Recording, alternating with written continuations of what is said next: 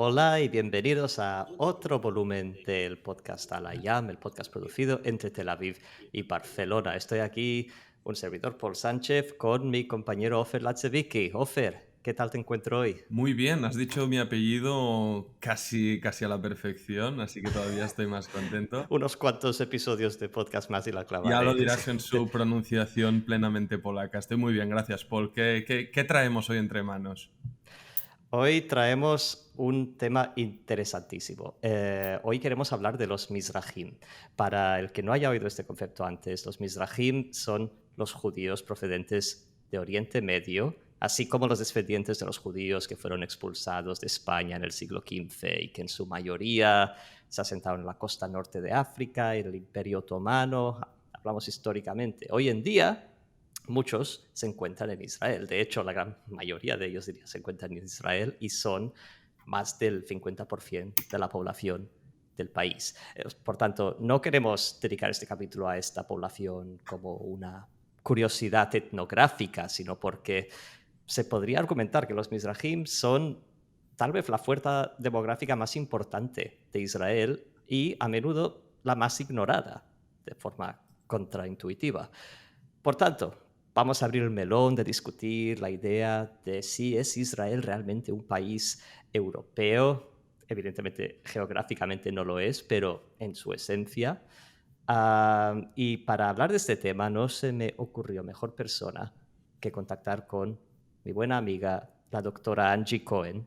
Es una investigadora cultural enfocada en el estudio de narrativas personales y la creación de la identidad de los Mizrahim en Israel. Recibió un doctorado en la Universidad Hebrea de Jerusalén y la Autónoma de Madrid en 2017. Y también está escribiendo un libro sobre narrativas personales de judíos españoles y marroquíes en Israel y Argentina desde Calgary, desde donde nos recibe hoy en Canadá, en el día que le acabamos de lanzar aquí desde el otro lado del charco. ¿Cómo estás, Angie? Hola, pues muy bien, muy contenta de estar aquí. Además, me encanta que estés haciendo este podcast. Así que estoy muy contenta. Angie hace mucho tiempo que nos insiste en hacer proyectos de este tipo, por tanto, aquí tenemos una animadora temprana. Ven a ayudarnos a desgranar este tema que es enorme y es imprescindible para entender la Israel de hoy. Por tanto, para empezar, nos gusta que para la audiencia expliques un poco de dónde vienes tú, cuál es tu, pongamos, perfil y tu historial con respecto al tema que queremos tratar. ¿Qué te llevó Ujú. a interesarte por la historia y la realidad de los Mizrahim en Israel? Hmm.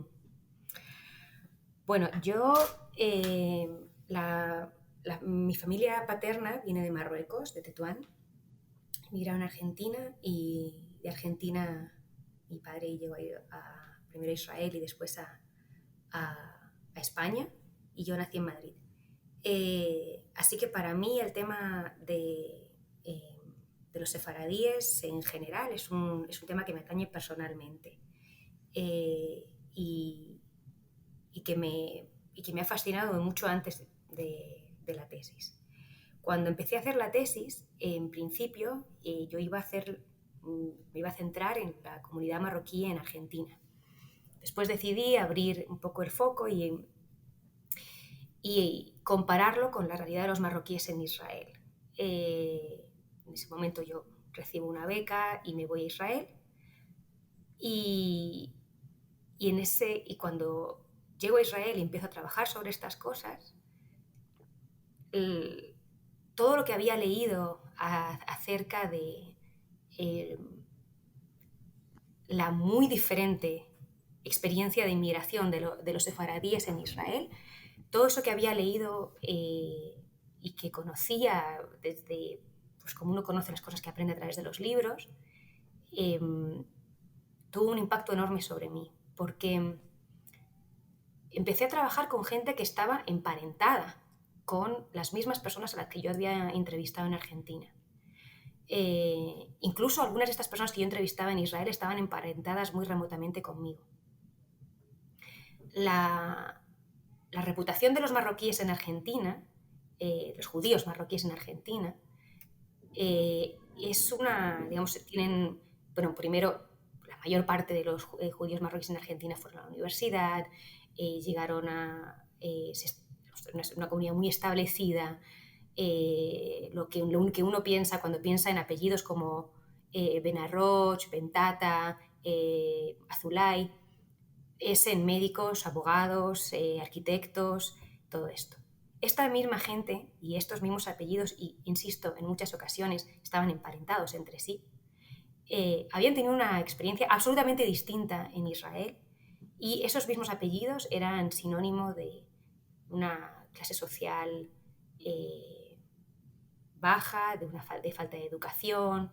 Eran apellidos que en muchas ocasiones, muchas ocasiones, la gente prefería cambiarse por el estigma que traía con ellos. Para mí esto fue un encuentro con esta realidad que me tomó años entender de verdad. Fue como un shock y me tomó mucho tiempo entender de verdad qué era lo que estaba pasando, y también fue la primera vez que yo me encontré, que yo viniendo de esas mismas familias, digamos, que yo me encontré con que había personas a las que les extrañaba mucho que mi padre fuera cirujano. Y eso es algo que nunca me había pasado antes, porque los marroquíes no son cirujanos en Israel. Has desvelado aquí un cambio de paradigma muy importante, ¿no? Que yo en mi caso no lo había escuchado. Pero antes de adentrarnos más, Angie, en la materia, sobre todo para quienes... Yo creo que al haber mencionado marroquíes en Israel, tal vez hay gente que esto en su vida lo ha escuchado, o la propia palabra mizrahi o sefardí. Sé que la pregunta que te voy a hacer te da para 5 tesis doctorales, pero vamos a intentar en un minutito, 2, Sí. acotarlo, ¿no? En cómo diferenciarías, en términos muy genéricos, cómo diferenciarías, ¿no?, lo que es el judaísmo mizrahi o sefardí. Mizrahi significa oriental en hebreo, al judaísmo ashkenazí o europeo, ¿no? Bueno, yo primero diría que no hay semejante cosa como un judaísmo mizrahi. O sea, lo que tenemos es sefaradim y ashkenazim. Eso es históricamente, y después ya comunidades más pequeñas, ¿no? Bueno, los italianos, que no son ni una cosa ni otra, bueno, por no entrar, pero vamos, tenemos 2 grandes grupos, sefaradíes y ashkenazíes, históricamente. Lo que después ocurre con el establecimiento del Estado de Israel es que hay grupos que históricamente no tienen, digamos, una identidad común, que se empiezan a denominar Edot HaMizrach, las comunidades del Oriente.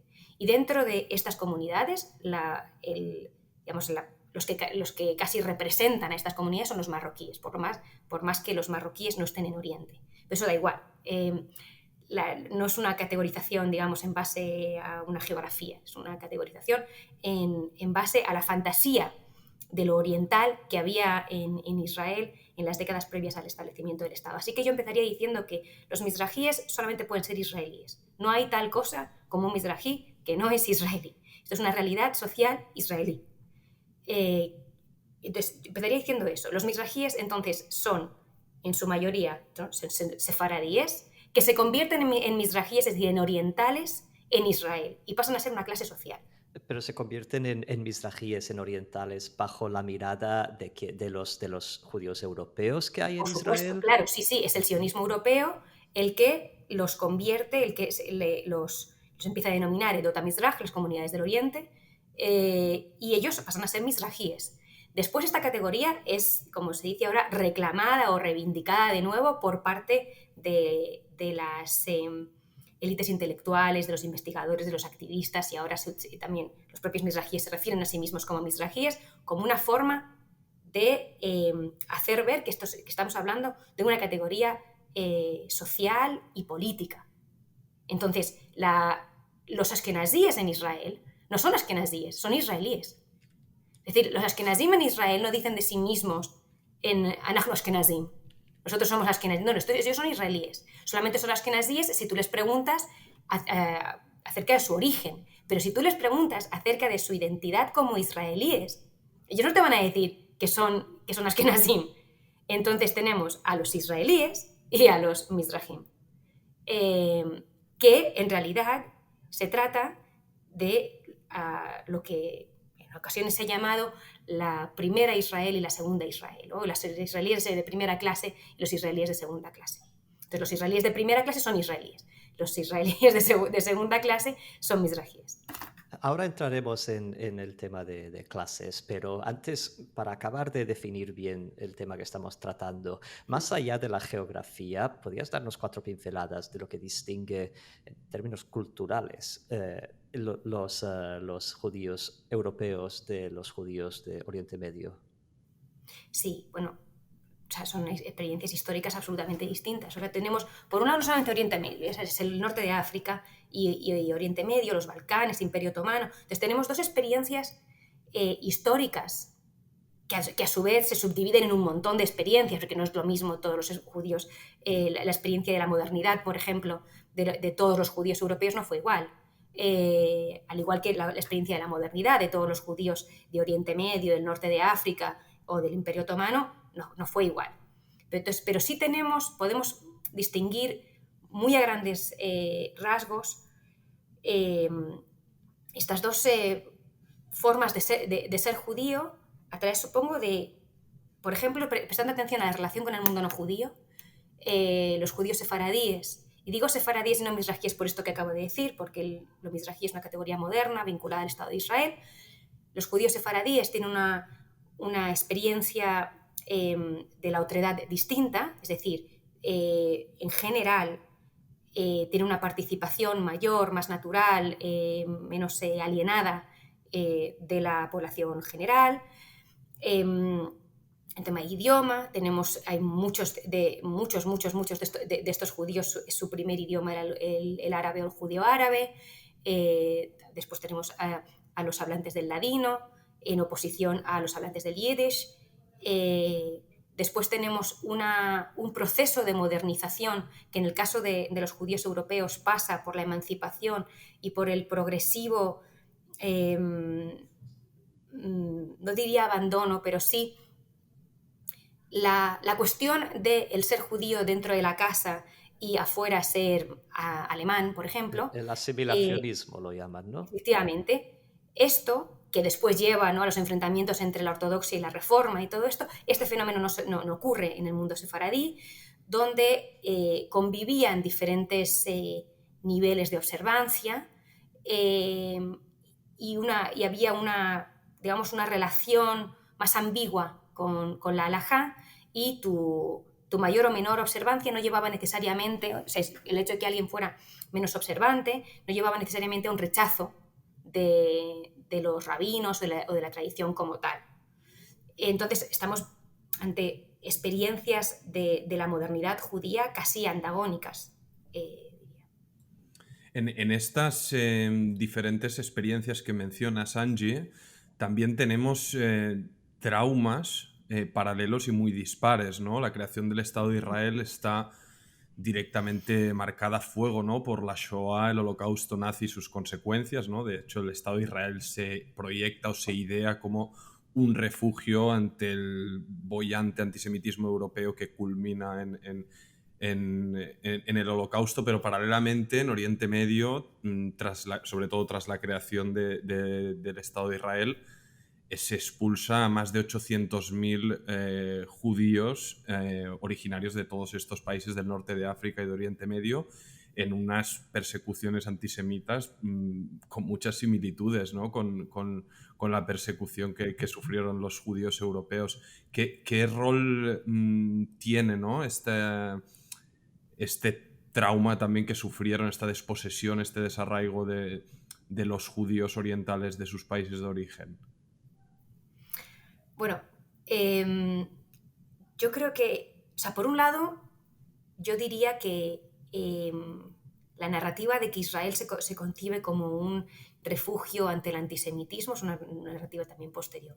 O sea, la realidad es que los supervivientes del Holocausto pasaron un auténtico infierno en Israel, donde hablar de sus propias experiencias era un tabú, donde se los humilló, se les insultó, se los ignoró, y se los trató como si fueran débiles y casi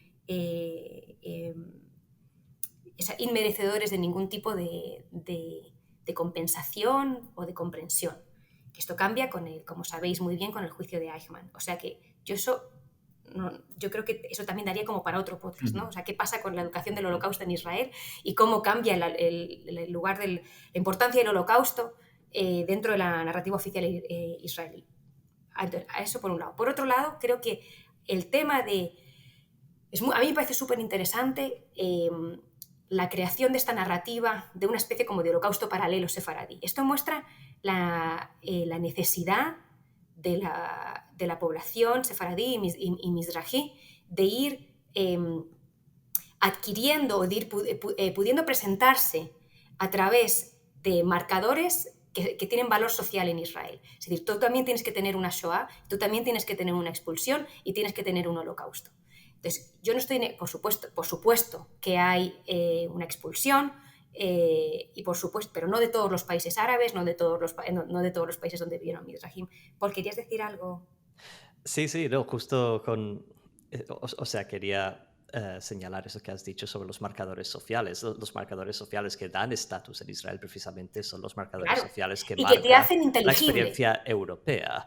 Es decir, el hecho de haber pasado la Shoah, digamos, es una señal de estatus. Y esto nos está marcando también quiénes son. Digamos, por un lado, esto te hace inteligible, te hace comprensible a los ojos de los israelíes y te convierte en un igual. Es decir, hace que tu experiencia sea asimilable, sea comparable a la de otros israelíes. Claro. Entonces, o sea, a mí, si puedo lanzar una anécdota que siempre me resulta muy graciosa. Mi suegro, el padre de mi mujer, él es iraquí, nació en Bagdad y vino a Israel con 10 años después de la Farhud. La Farhud fue precisamente la expulsión forzada de los judíos de Irak en el año 51 como consecuencia de la creación del Estado de Israel. Fue una pataleta del gobierno de Irak en ese momento, que se había declarado guerra a Israel, perdieron y en consecuencia expulsaron a los judíos, aunque también nació en parte como un movimiento civil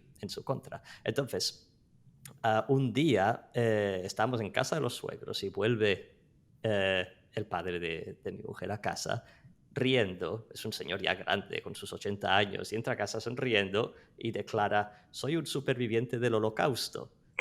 Y nosotros, ¿de qué estás hablando? Y dice que acababan como de decirle del gobierno que se le daría ayudas del Estado que se conceden a supervivientes del Holocausto, porque se había decidido que la Farhud, esta expulsión de los judíos de Irak, ahora era también el Holocausto. Y esto se justificaba porque habían habido células nazis en Bagdad que animaron a la población civil a empezar a perseguir a los judíos, pero que realmente tampoco culminaron en nada muy tangible. Al final, la experiencia de la Farhud fue su propio qué. Y solo se puede ligar muy tenuemente con el Holocausto, pero a nivel aparte social... que puede ser terrible y no tener nada que ver con eso. Sí. Pues, sí, claro. sí. Y esto tiene además que ver con la apropiación de la expulsión en el caso de los iraquíes, o con el abandono o con la decisión de marcharse de muchos judíos sefaradíes en el norte de África, por ejemplo, que se van, digamos, porque hay una percepción de que hay un miedo a que la cosa explote. Hay una apropiación de toda esta situación, que en realidad lo que hay detrás es una narrativa que en términos estratégicos es brillante, pero que también es de un cinismo atroz, que básicamente lo que viene a decir es: nosotros, aquí hay una especie como de intercambio de tierras entre los árabes así en general y los judíos también así en general. Entonces, los países árabes han expulsado a judíos que vivían en países árabes, han tenido que marcharse, ya sea por persecuciones o ya sea porque la vida se hacía insoportable, y digamos que esto lo podemos interpretar como una especie como de intercambio de tierra, que es, digamos, nosotros nos quedamos con estos judíos y vosotros os quedáis con los palestinos, básicamente. O sea, lo que hay detrás de esta... Hay un montón de organizaciones, como sabéis, y una muy, muy grande en América del Norte, que se llama Jimena, que básicamente lo que están promoviendo es esta idea de que hay refugiados judíos de los países árabes, de todos los países árabes, y esto, en fin, habría que matizarlo, por lo menos, es decir que hay refugiados marroquíes, Claro, pues hombre, no es lo mismo, sí, refugiados. sí. Y también que es países árabes, porque de Marruecos a Irán, ¿no? También hay, hay un gran Efectivamente, trecho, ¿no? Pero entre estas sí que hay diferencias o prejuicios que son muy evidentes y que marcan a fuego, ¿no? Diría la historia de los judíos mizrahíes en Israel, sobre todo es su llegada, ¿no? Por ejemplo, en el caso de mis abuelos, refugiados supervivientes de la Shoah, llegan, van a una Ma'abará, estos campos de tránsito, y poco después logran ser reubicados a Haifa, que es la por ciudad donde supuesto. yo nací, y así tantos otros supervivientes pues, que se reubicaron en kibbutzim, en ciudades en el centro del país y demás.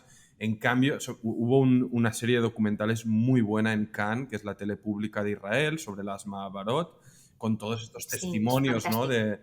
De judíos llegados de Irak, de Marruecos, las penurias que pasaron tras ser desposeídos y expulsados, y luego cómo su sueño de llegar a la tierra prometida, porque al final la añoranza por Sion, ¿no? Por volver a Jerusalén, no es solo, ¿no? una creación del sionismo político moderno, sino que al final en la tradición judía es algo Sin duda. que, que persiste pues, por el tiempo de los tiempos. Y cómo con mucho dolor esta gente, muchos ya ancianos obviamente, cuentan las penurias, cómo algunos llegaron a estar incluso 9, 10 años en condiciones de vida muy duras e injustas porque veían que recibían un trato efectivamente diferencial e incluso algunos Y llegaban. además estamos hablando de personas que en algunos casos venían expulsadas o perseguidas, en muchísimos casos no. En muchos casos estamos hablando, yo tengo un montón de testimonios que recogí durante mi trabajo de campo para la tesis, de familias de clase media alta en Marruecos que llegaban con sus manteles de hilo a las Mahabarot. Llevaban con sus bicicletas, con sus vestidos bonitos, así llegaban las niñas y así y los niños. Y estas familias llegan porque los enviados de la agencia judía en Marruecos les habían dicho, a todo el mundo les prometieron el mar, todo el mundo te dice lo mismo, que había un mar, que iba a estar cerca del mar, que enfrente del mar, que la educación se le iban a pagar, que estaba todo bien, y de repente llegan y los meten nada más llegar, los meten en como una especie como de camiones, todo el mundo te lo escribe igual, te habla de la oscuridad, de lo oscuro que estaba todo, de que de repente te meten en camiones y tú vas con todas tus maletas, eso, con tus manteles de hilo, y de repente te sueltan en Kiryat Shmona, en, en fin. Como Y cuando ahí te dicen empieza que el un piso de horror. Tel Aviv tiene vistas al mar, vamos. Efectivamente, Sí, al mar ni banalizando nada. totalmente, pero sí. Y son años y años y años así. O sea que en muchos casos es la tragedia personal del haber sido perseguido y expulsado se suma a esa humillación.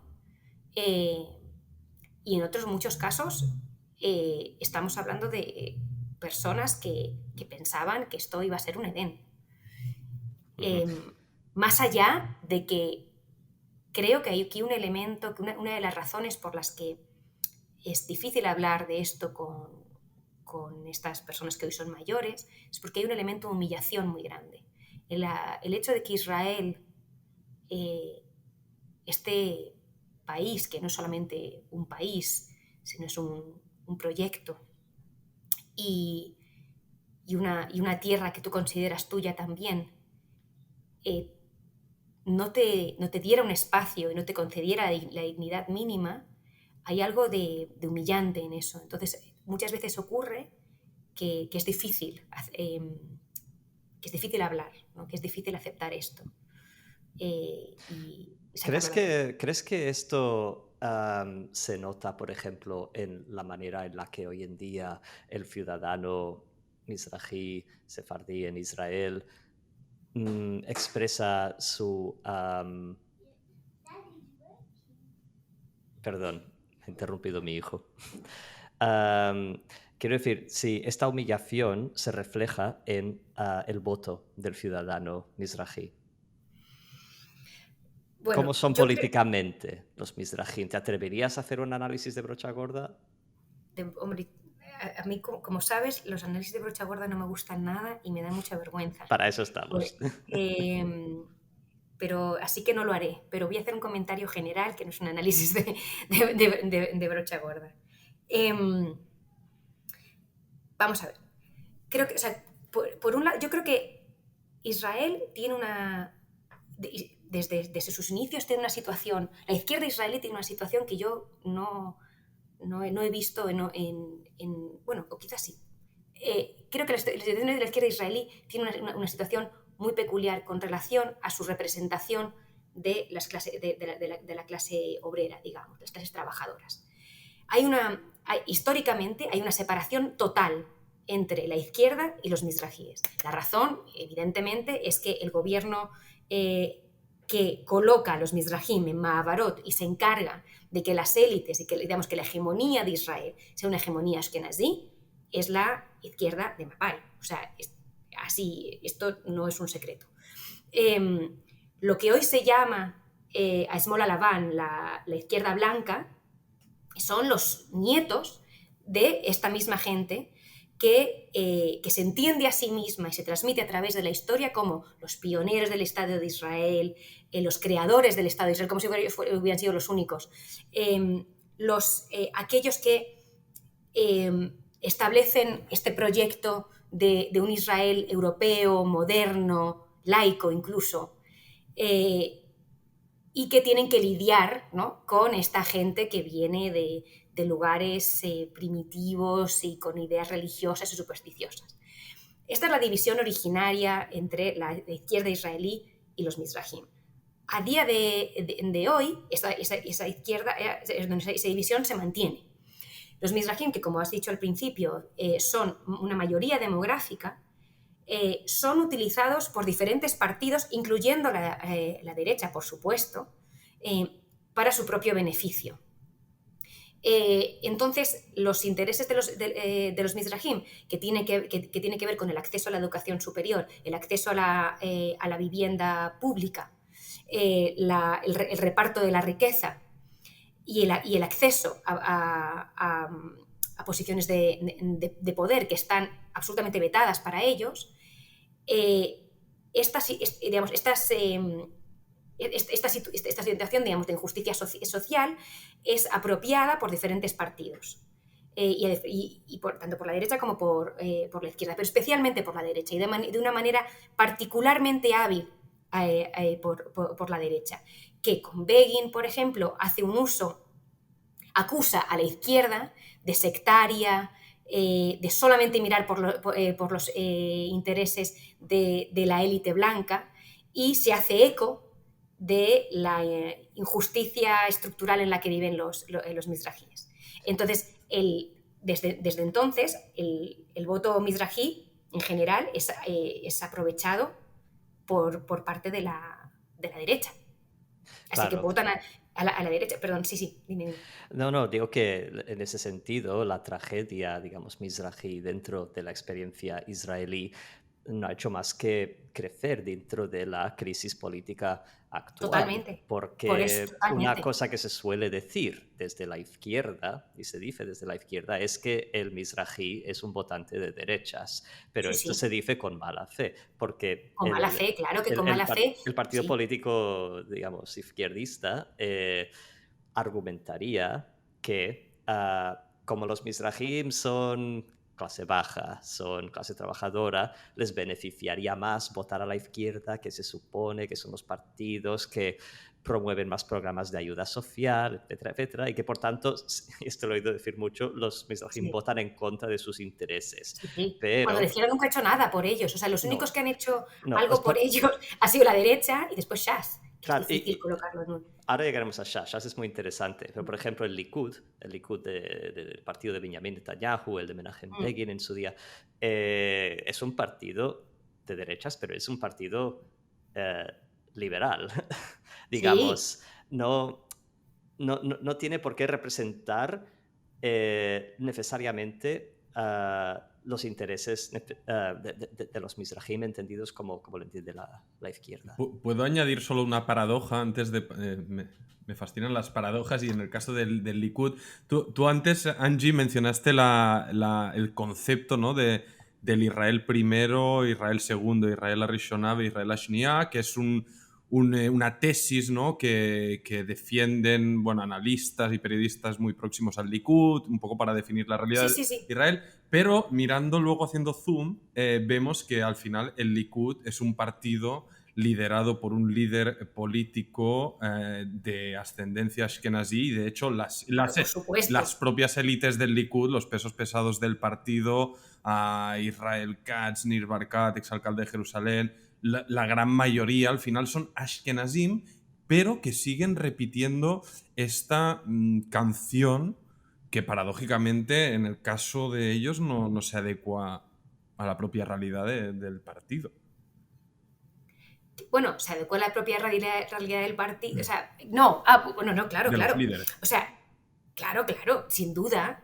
Por supuesto. Sí, esa es... yo no sé si es una paradoja o si realmente es así como funciona el juego, ¿no? O sea, hay una mayoría demográfica que no tiene cuyos intereses no tienen una representación política, de manera que esa situación de desventaja es aprovechada, en este caso por la derecha israelí, para seguir manteniéndose en el poder, sin cambiar nada. O cambiar muy, pero que muy poquito. Sí, apelan a la sensación de victimismo que decías antes, a la sensación de desesperación, diciendo, ¿no? La izquierda... yo creo que la víctima ahí es la izquierda siempre. O sea, la izquierda se presenta siempre como una víctima de la irracionalidad en Israel, ¿no? Como si ellos no tuvieran ningún tipo de responsabilidad sobre el hecho de que los mizrajíes no puedan identificarse con ellos y encontrar en ellos una voz. Entonces, la izquierda de Tel Aviv, básicamente lo que viene a... Bueno, lo que viene a decir es que si hay hoy un gobierno de derechas en Israel es por el voto mizrají. Y se permiten expresiones de un racismo atroz que no se permitirían si el objetivo de esas expresiones fuesen palestinos. O sea, pongo un ejemplo de ayer. Como sabéis, ayer fue domingo, ¿no? Motzei Shabbat, cuando terminó Shabbat, hubo una manifestación, como sabéis, en Kikar Abimá, en Tel Aviv, contra los cambios que el nuevo gobierno propone al sistema judicial. Bueno, le pide al sistema judicial. Bueno, pues resulta que tenemos... Fue una manifestación que en primero una manifestación de unidad, ¿no? Fueron muchas personas de diferentes lugares políticos. Y es que me lo he apuntado para compartirlo con vosotros porque fue increíble. Resulta que de las muchas de las palabras, de las muchas de las personas que hablaron ahí, Elad Shraga, que es el director del Movimiento por la Calidad del Gobierno de Israel, hablaba de hijos de la oscuridad e hijos de la luz.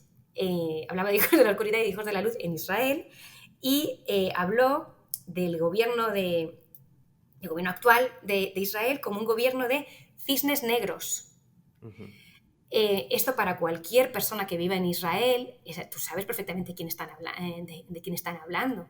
Uh-huh. Y quien tiene en la cabeza es a Itamar Ben-Gvir y a toda la gente que es como Itamar Ben-Gvir. Itamar Ben-Gvir como ya el epítome, ¿no? del mizrají irracional, religioso, agresivo. Sí, de cisnes negros. Y digo, pero estamos locos.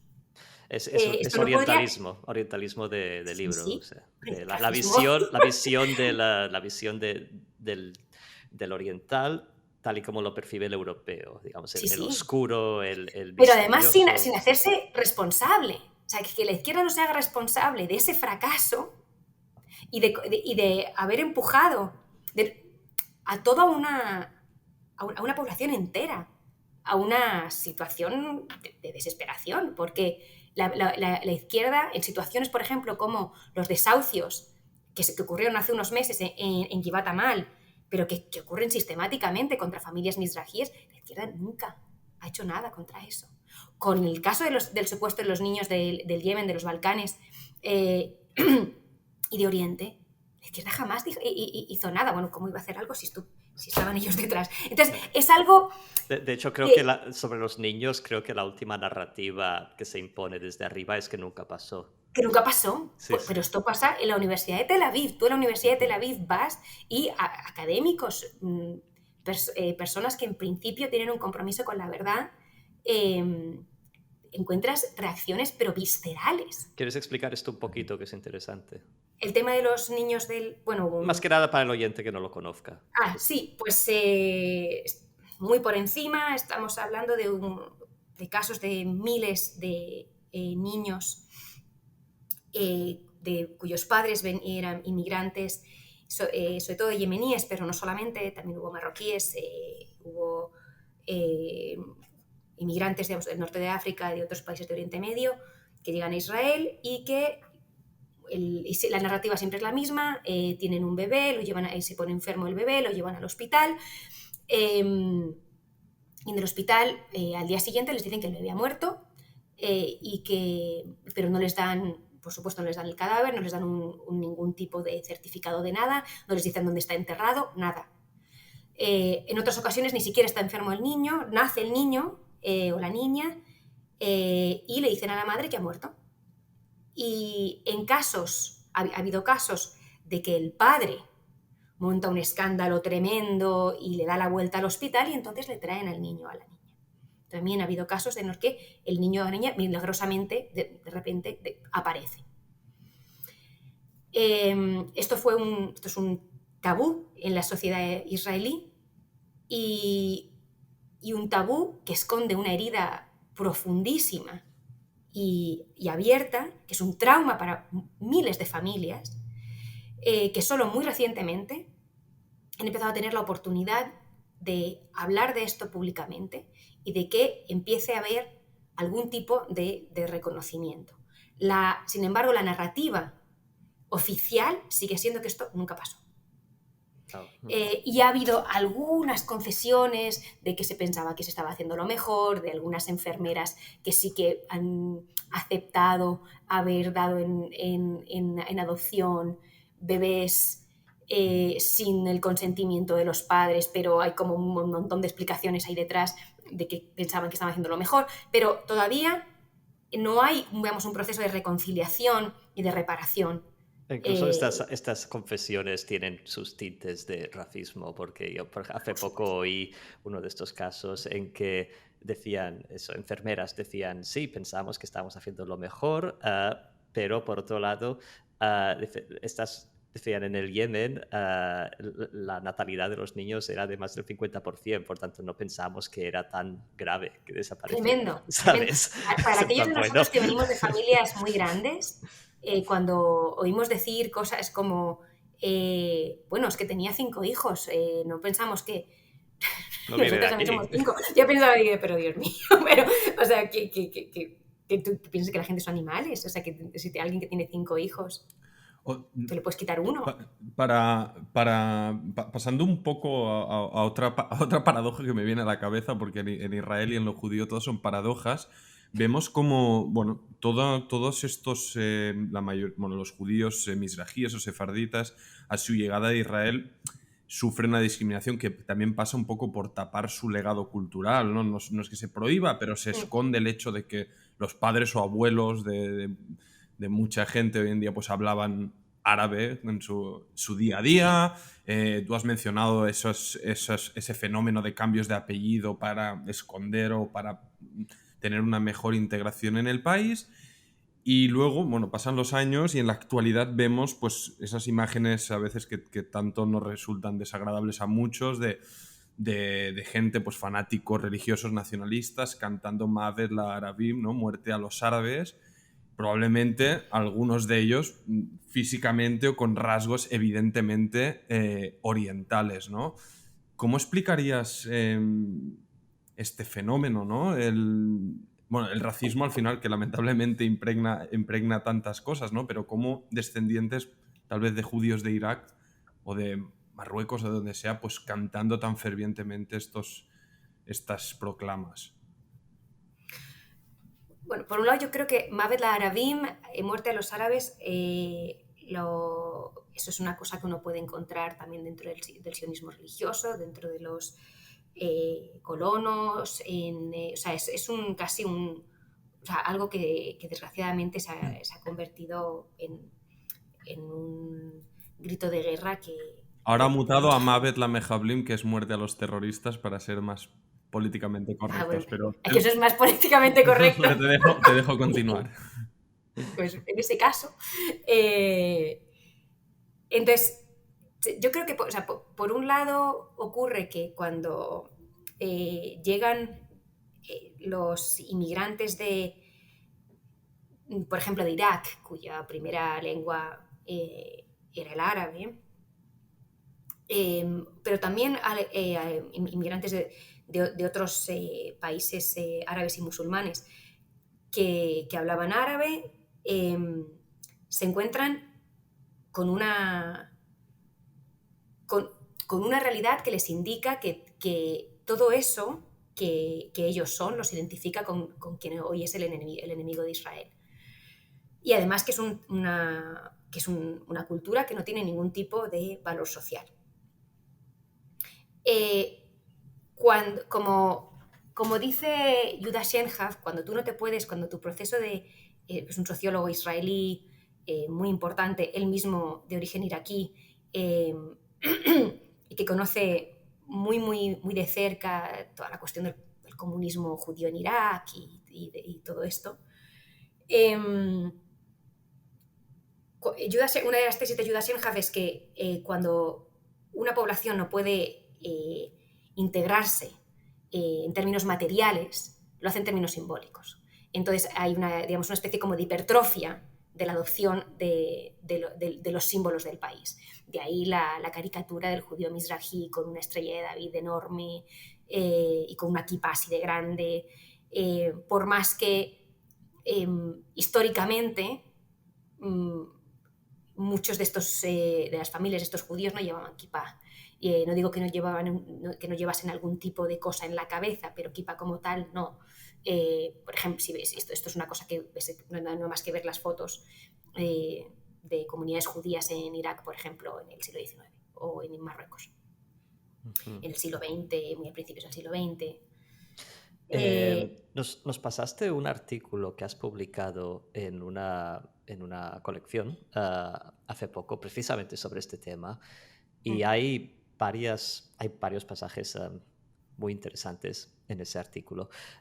Entre otras cosas, en un momento mencionas el acento árabe, cómo se percibe el acento árabe dentro de Israel, y para explicar... Entre judíos. No digo el acento árabe de los palestinos, sino cuando un israelí tiene acento árabe. Esto es lo que vale la pena matizar. Por supuesto, hay el 20% de población palestina dentro de Israel que habla con acento árabe porque el árabe es su lengua materna y su lengua más fuerte, pero eso dentro de lo que es el hebreo de la calle, es que no me atrevería ni siquiera a decir que en la calle el mizrahi tiene un acento diferente, porque no es exactamente así. Pero en la tele, por ejemplo, en la cultura popular en Israel, sí que se suele representar al mizrahi con lo que tú has llamado el acento árabe, que es este acento con las con la head y la ain, las consonantes más arábicas. Y esto se suele usar como código cultural para denotar que el hablante es mizrahi. Sí, y lleva toda una larga cola de connotaciones. El personaje que habla con este acento por la tele suele ser, pues, garrulo, suele ser eso. Machirulo. Machirulo. Y bueno, también suele ser como el bufón, el objeto de las bromas. Sí, sí, totalmente. Entonces, con estas condiciones, ¿cómo no, tratar de distanciarse todo lo posible de aquello que los caracterizaba como árabes a ellos también? De ahí, voy a terminar esta idea. Entonces, no es para nada sorprendente entonces que haya un distanciamiento entre lo árabe y lo judío mizrahi. Y que haya casi una necesidad, digamos, personal de distanciarte de todo aquello que no te permite esta integración dentro de la sociedad israelí. Así que eso por un lado. Por otro lado, a día de hoy hay mizrahim que parecen ashkenazim que parecen mizrahim. Yo siempre digo que los ashkenazim se volvieron blancos en Israel. O sea, la caricatura del judío europeo, las caricaturas nazis y antisemitas de los judíos europeos eran caricaturas súper semitas, es decir, de blancos no tenían nada. Eran muy reconocibles por la calle, o ese era el prejuicio, ¿no? Que tenían un aspecto muy, muy reconocible. La idea del judío rubio, ¿no? de ashkenazí rubio, de ojos azules, eso es una cosa como de los pioneros, ¿no? Cuando uno se imagina, tiene la imagen esta de los pioneros en camisas blancas y tal, construyendo el país. Esa es la gente que uno tiene en mente. Pero entonces los ashkenazim se volvieron blancos en Israel. Qué interesante. Hay muchas veces, y cosas sorprendentes, ¿no? El marroquí que es rubio con ojos azules, el ashkenazí que... O sea, estas cosas del color de la gente se vuelven... se pone un foco sobre ello bajo condiciones muy concretas, ¿no? Donde el que habla es un mizrahi que parece mizrahi y el que habla es un ashkenazí que parece ashkenazí. Pero ¿cuántas veces uno se confunde con esto? ¿Cuántas veces aquellos que gritan eso son rubios? Aquellos que gritan eso de Mavet la Arabim son rubios, los que los defienden. O sea, que esto es un tema que también yo creo que uno tiende también a caer en esta trampa del racismo intrajudío, y creo que habría mucho que decir ahí. Obviamente, yo con la mención a este cántico en concreto, o sea, por descontado no quería englobar a todo el público mizrahi de Israel como fanáticos racistas, todo lo contrario, y como bien llevamos hablando largo y tendido en este podcast, claro, el racismo es un fenómeno estructural no solo de Israel, sino lamentablemente de la humanidad y que no pertenece en exclusiva a ningún grupo social. Para no quedarnos solo con lo más conflictivo, me gusta. Creo que el título de tu capítulo, que lo leímos yo y Paul, que me encantó, por cierto, es algo como Opa, esto no es Europa, si no recuerdo mal, que es una canción justo de un artista mizrahi que un poco... haciendo un poco de sátira, se refiere a estos tópicos y viene a recordar pues, a los judíos ashkenazis europeos que se olviden de milongas, que esto es Oriente Medio, esto es Balagán, esto es descontrol, esto no es París, en resumen, ¿no? Hablándonos un poco de la aportación cultural mizrahi a la cultura general de Israel, que al final es muchísima, ¿no? Y al final esos ritmos están impregnados en todos lados, y por mucho que haya cierto desdén, al final se ha vuelto mainstream. Espera, si puedo matizar, o más que matizar, ampliar la pregunta de Ofer y te la lanzo recargada. Tomando esta pregunta de Ofer, a mí me gustaría leer una cita de tu artículo, porque citas a un periodista, Amnon Danker.